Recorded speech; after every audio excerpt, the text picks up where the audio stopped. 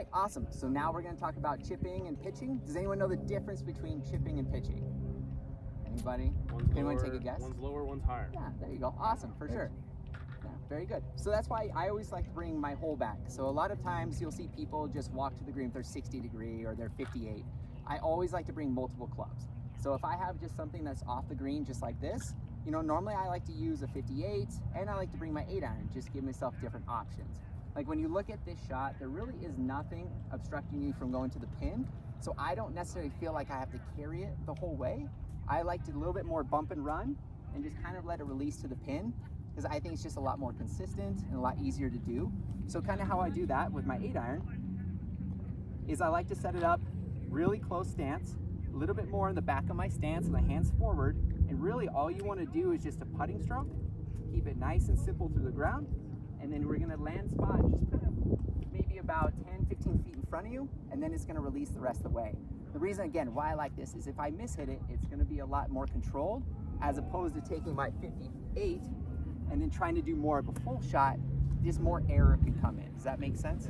Perfect. So, Charlie, if you would step up, Yeah. here's the 8-iron. So again, go and set up to the ball. And if everyone kind of takes a look there too, perfect. So yep, more like that, more of a putting stroke. There you go, and give that a shot. See what happens. Perfect. There you go. So if you look, it's a lot easier to bump and run, right? So let's use your 58. Here we go. Let's give it another shot. And then let's see how consistent that goes. So yeah, you go back to normal.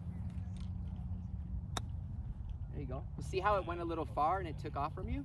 So the 8-iron is a really good option to kind of bump it, run, get a lot closer to the pin. And I think it helps a little bit more in that option. The other option too is if you have to carry it further, right? If you have to carry it further, what we want to do is kind of open up our stance.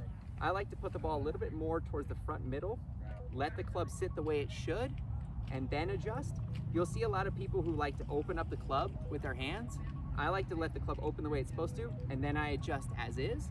And my stroke is going to kind of go up a little bit more, drop down, and it's going to kind of brush the ground underneath to get that launch that we want. So that's a little bit more of your pitch shot as opposed to just your chip shot. Perfect. So any questions on that? Awesome. What iron are you using on that?